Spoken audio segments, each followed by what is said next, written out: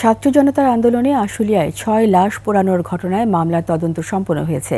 এই প্রথম July August গণহত্যায় কোনো মামলার তদন্ত শেষ হয়েছে বলে জানালেন চিফ প্রসিকিউটর তাজুল ইসলাম। বলেছেন, আরও ৪ মামলা তদন্ত শেষ পর্যায়ে, যার মধ্যে শেখ হাসিনার বিরুদ্ধে গণহত্যার মামলাটিও রয়েছে। দল হিসাবে আওয়ামী লীগের বিচার হবে কিনা এটি রাজনৈতিক সিদ্ধান্ত বলেও মন্তব্য করেন চিফ প্রসিকিউটর। শাকের আরজু রিপোর্ট।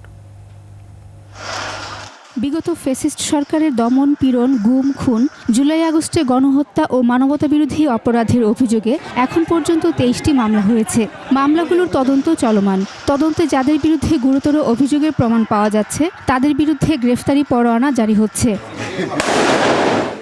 প্রসিকিউশনের আবেদনের এরই মধ্যে ১৪১ জনের বিরুদ্ধে গ্রেফতারি পরোয়ানা জারি করেছে ট্রাইব্যুনাল। গ্রেফতারি পরোয়ানাভুক্ত ৫১ জন আসামি গ্রেফতার হয়ে কারাগারেও আছেন।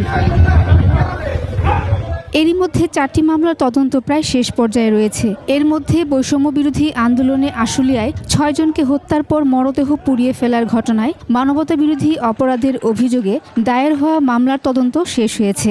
জুলাই আগস্ট গণহত্যায় এটিই প্রথম কোনো মামলার তদন্ত শেষ হলো। পেট্রোল দিয়ে আগুন দিয়ে পুড়িয়ে দেওয়া হয়েছিল যে ইতিহাসের নির্মমতম ঘটনা, সেটির তদন্ত রিপোর্টটা সমাপ্ত হয়েছে। সেটির ড্রাফট বলা যাবে বা চূড়ান্ত রিপোর্ট যাই বলেন, সেটা আমাদের হাতে এসে পৌঁছেছে। সামান্য কিছু ঘষা মাজার কাজ বাকি আছে। তার মানে আমরা বলতে পারি যে অন্তত একটা রিপোর্ট আমাদের হাতে এসে পৌঁছে গেছে। তদন্ত শেষের পর্যায়ে সাবেক প্রধানমন্ত্রী শেখ হাসিনার বিরুদ্ধে হওয়া মামলাটিরও ঈদের পরপরই আরও কয়েকটি মামলার তদন্ত প্রতিবেদন ট্রাইব্যুনালে দাখিল করা হবে বলে জানান চিফ প্রসিকিউটর। ওয়ালটন আবারও মিলিয়নিয়ার অফারে ওয়ালটন ফ্রিজ কিনে আপনিও হয়ে যেতে পারেন মিলিয়নিয়ার। আমরা আশা করছি এই ৪টা বা 5টা মামলার মধ্যে শেখ হাসিনার বিরুদ্ধে একটা তদন্ত রিপোর্ট থাকবে। সেটারও চূড়ান্ত পর্যায়ের ঘষা মাজার কাজ চলছে। ঈদের পর আমরা আশা করছি যে হয়তো সেই মামলাটারও তদন্ত রিপোর্ট আমাদের কাছে চলে আসবে। আওয়ামী লীগ দল হিসেবে বিচারের মুখোমুখি হবে কিনা সেটি রাজনৈতিক সিদ্ধান্ত বলে মন্তব্য করেছেন চিফ প্রসিকিউটর। রাজনৈতিক দলকে বিচারের মুখোমুখি করা যায়, সেই ধরনের এভিডেন্স সাফিসিয়েন্টলি আছে। সরকার যদি সিদ্ধান্ত গ্রহণ করে আমাদেরকে জানান, তাহলে সেটাও করা সম্ভব।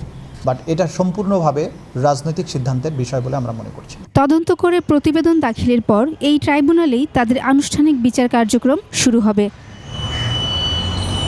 শাকের আরজু, একুশে টেলিভিশন, ঢাকা।